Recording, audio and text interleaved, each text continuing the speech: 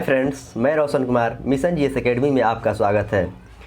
फिर मैं second shift का ग्रुप डी का क्वेश्चन पेपर लाया हूं, जो कि पहले आपको फर्स्ट शिफ्ट का अपलोड कर दिया गया है। जो भी स्टूडेंट अभी तक नहीं देखें वो तो जाके प्लेलिस्ट में देख लें, और उसका पीडीएफ मेरे टेलीग्राम चैनल में है, वहां पे से आप पीडीएफ डाउनलोड करके मिला सकते हैं आपका कितना सही आंसर हो रहा है जीके जीएस का, और कितने क्वेश्चन मैथ से पूछा गया है, किस चैप्टर से क्वेश्चन पूछा गया है, और रीजनिंग में भी चैप्टर वाइज सारे चीज़ को एनालिसिस किया गया है। और जीके जीएस का क्वेश्चन आपको लमसम 30 से 35 डाला जा रहा है, और 15 क्वेश्चन आपको नहीं मिल पा रहा है, लेकिन उसका भी एनालिसिस आपको दिया जाएगा। क्वेश्चन की बात करें तो इजी टू मॉडरेट क्वेश्चन रह रहा है। क्वेश्चन ना इजी रह रहा है ना टॉप रह रहा है, यानी इजी टू मॉडरेट इसे कहा जाता है। अटैम्प्ट की बात करें तो इसमें स्टूडेंट आपको अटैम्प्ट कर रहे हैं 75 से 80 के बीच में, 75 से 80 के बीच में स्टूडेंट अटैम्प्ट कर रहे हैं।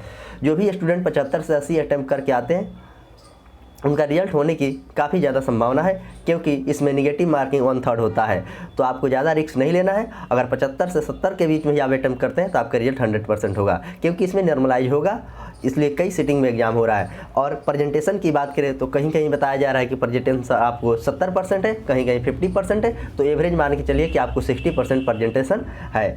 तो घबराने की बात नहीं है, आप 70 क्वेश्चन करके आते हैं तो आपका रिजल्ट 100% सही होगा, निगेटिव ज़्यादा नहीं करना है। तो चलिए आज के क्वेश्चन देखते हैं क्या क्या पूछा है। सबसे पहला क्वेश्चन पूछा है एनजीटी के चेयरमैन कौन है। एनजीटी के चेयरमैन कौन है, तो आपको एनजीटी के चेयरमैन AK गोयल है। दूसरा क्वेश्चन जो आपको पॉलिटी से पूछा गया है, अनुच्छेद 21 प्राण एवं दैविक स्वतंत्रता की बात अनुच्छेद 21 में है। आपके आज एग्जाम में पॉलिटी से 4 क्वेश्चन पूछा गया है, यानी चारों अनुच्छेद से ही क्वेश्चन पूछा गया है। तीसरा क्वेश्चन पूछा गया है नदी से, नर्मदा नदी का उद्गम स्थल कहाँ पे है। तो नर्मदा नदी का उद्गम स्थल मध्य प्रदेश के अमरकंटक की पहाड़ी से निकलती है, और एक नदी और वहाँ से निकलती है आपको ताप्ती नदी। अमरकंटक के पहाड़ी से ही ताप्ती नदी भी निकलती है, और सोन नदी भी वहीं से निकलती है। अनुच्छेद 289 की बात करें तो यह क्वेश्चन काफ़ी ही टॉप क्वेश्चन है। जो भी स्टूडेंट इसको बनाए होंगे उनका नंबर काफ़ी ज़्यादा होगा और भी स्टूडेंट से, क्योंकि 289 बहुत कम ही एग्जाम में पूछा जाता है, लेकिन पूछा गया है। राज्यों की संपत्ति और संघ के कराधान पर छूट अनुच्छेद 289 में कहा गया है। क्वेश्चन नंबर अगला देखते हैं। विश्व का सबसे बड़ा नदी द्वीप, विश्व का जो सबसे बड़ा नदी द्वीप है आपको माजुली है। विश्व का सबसे बड़ा नदी द्वीप आपको माजुली है, जो कि असम के जोरहट जिला में है। इसे भी क्वेश्चन पूछा गया आपको नदी से। विटामिन से आपके दोनों शिफ्ट में क्वेश्चन पूछ दिया गया। पहले शिफ्ट में आपको विटामिन डी का नाम पूछा गया था, लेकिन अब दूसरे शिफ्ट में आपको विटामिन B12 का नाम पूछा गया है। तो मैंने एक स्पेशल विटामिन का वीडियो डाला है, प्ले लिस्ट में आप देख लीजिएगा। विटामिन से क्वेश्चन नहीं छूटेगा, 100% उसकी गारंटी है। तो इसका आंसर हो जाएगा विटामिन B12 को साइनोकोबालामिन कहा जाता है। अगला क्वेश्चन, स्वच्छ पर्यावरण का अधिकार, स्वच्छ पर्यावरण का अधिकार किस अनुच्छेद में है। तो स्वच्छ पर्यावरण का अधिकार आपको 48 के क में है। वही पूछता पशुपालन का बात तो आपको 48 आंसर होगा, लेकिन यहाँ पर पूछ रहा है स्वच्छ पर्यावरण का अधिकार आपको 48 के क में है। तो पॉलिटी से आपको देखिए क्वेश्चन अनुच्छेद से पूछा जा रहा है, तो आप अनुच्छेद को अच्छे से याद कर लें, क्योंकि वहाँ पर आपकी गलती होने की संभावना नहीं रहेगी। अगला क्वेश्चन करंट अफेयर्स का पूछा गया है। मुख्य आर्थिक सलाहकार किसे नियुक्त किया गया है। आनंद नागेश्वर को नियुक्त किया गया है KB सुब्रमण्यम को हटाकर, मतलब KB सुब्रमण्यम को हटाकर मुख्य सलाहकार आपको आनंद नागेश्वर को नियुक्त किया गया है। अगला क्वेश्चन है आपको फिजिक्स से। समतल दर्पण में चित्र कैसे बनता है। तो समतल दर्पण में पूछा गया है कि चित्र कैसे बनता है, तो आपको समतल दर्पण में समान चित्र बनता है। तीसरा क्वेश्चन, अगला क्वेश्चन पूछा गया है आपको हिजड़ी संवत की शुरुआत कब हुई थी। हिजड़ी संवत की शुरुआत आपको 622 ईस्वी में हुआ था। अगला क्वेश्चन है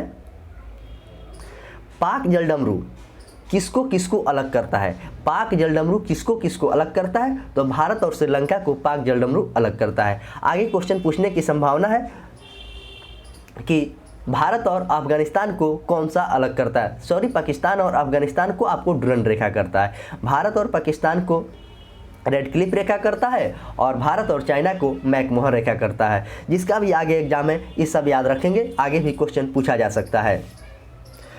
अगला क्वेश्चन है कि द्रोणाचार्य पुरस्कार 1985 से इसको दिया जाता है और इसमें पूछा गया था किसका सबसे बड़ा पुरस्कार है, तो यह कोच का सबसे बड़ा पुरस्कार है द्रोणाचार्य पुरस्कार। अगला क्वेश्चन नंबर पूछा गया कि संघाई हिरण कहाँ पाई जाती है। संघाई हिरण भारत में कहाँ पर पाई जाती है, इस क्वेश्चन को पूछा गया है। तो संघाई हिरण भारत में मणिपुर में पाई जाती है। अब मणिपुर में ही किबिल नामजाओ नेशनल पार्क है, जिसे तैरता हुआ पार्क है, उसे भी आप याद रखेंगे, ये भी क्वेश्चन पूछा जा सकता है। अगला क्वेश्चन है आधुनिक पीरियडिक टेबल का जन्मदाता किसे माना जाता है। आधुनिक पीरियडिक टेबल का जन्मदाता किसे माना जाता है, तो आधुनिक पीरियडिक टेबल का जन्मदाता मोसले को माना जाता है। आपको केमिस्ट्री से एक क्वेश्चन है और फिर भी केमिस्ट्री से एक और क्वेश्चन पूछा गया कि पीएच का फुल फॉर्म क्या होता है। तो पीएच का फुल फॉर्म आपको पावर ऑफ हाइड्रोजन होता है। अगर आगे एग्जाम जो शिफ्ट थर्ड होने वाला है उसमें आपको पूछ सकता है कि पीएच का खोज किसने किया था, तो पीएच का खोज आपको सोरेनसन ने किया था। इसे याद रखेंगे, एग्जाम में पूछने की ज़्यादा संभावना है। अगला क्वेश्चन आपको केमिस्ट्री से ही पूछा गया है, कार्बन के अपरूप कितने होते हैं। तो कार्बन के अपरूप की बात करें, एक ग्रेफाइट होता है, फ्लोरीन होता है, डायमंड होता है और कोयला होता है। कार्बन के 4 अपरूप होते हैं, फ्लोरीन, ग्रेफाइट, कोयला और डायमंड। अगला क्वेश्चन देखिए, रिडक्स रिएक्शन ऑक्सीडेशन और रिडक्शन दोनों होता है। रिडक्स जो रिएक्शन होता है वो ऑक्सीडेशन और रिडक्शन दोनों होता है। लेटराइट मृदा में कौन सी फसल होती है। लेटराइट मृदा में कौन सी फसल होती है, इस बात को पूछा गया है। तो लेटराइट मिट्टी में आपको काजू, चाय और कॉफ़ी की फसल होती है। अब देखिए अनुच्छेद, अगला जो क्वेश्चन पूछा गया है आपको अनुच्छेद 289 के ए में क्या है। अनुच्छेद 289 की ए की बात करें तो जीएसटी से संबंधित है। तो पूछ सकता है कि जीएसटी दिवस कब मनाया जाता है, तो जीएसटी दिवस आपको 1 जुलाई को मनाया जाता है, इसे आप याद रखेंगे। जीएसटी का अध्यक्ष कौन होता है, तो वित्त मंत्री होता है। और जीएसटी का फुल फॉर्म होता है गुड सर्विस टैक्स, इसका फुल फॉर्म होता है। तो जीएसटी से संबंधित आप इसे याद रखेंगे, जीएसटी से क्वेश्चन पूछा जा सकता है। अगला क्वेश्चन जो है अनुच्छेद 51 के 1, अनुच्छेद 51 के ए में क्या है, तो अनुच्छेद 51 के ए में मूल कर्तव्य है। अनुच्छेद 51 के ए में जो है आपको मूल कर्तव्य का बात कहा गया है। अगला क्वेश्चन है यूएनओ का मुख्यालय कहाँ पे है। यूएनओ का मुख्यालय पूछा गया है, तो आपको यूएनओ का मुख्यालय न्यूयॉर्क में है। अगला क्वेश्चन राहुल गांधी से पूछा गया है कि राहुल गांधी का लोकसभा क्षेत्र यानी संसदीय क्षेत्र कहाँ पे है। तो राहुल गांधी का अभी वर्तमान में संसदीय क्षेत्र की बात करें तो केरल के वयनाड से हैं। अगला क्वेश्चन पूछा है स्टैचू ऑफ यूनिटी की ऊंचाई कितनी है। स्टैचू ऑफ यूनिटी की ऊंचाई की बात करें तो 182 मीटर है। अगला क्वेश्चन की बात करें तो खेल से पूछा गया है कि 2024 में ओलंपिक कहाँ होगा। ओलंपिक 2024 में कहाँ पर होगा, तो ओलंपिक 2024 में आपको पेरिस में होगा। सबसे ज़्यादा बारिश कहाँ पे होती है, यानी सबसे ज़्यादा वर्षा कहाँ पे होती है भारत में, इस क्वेश्चन को पूछा गया।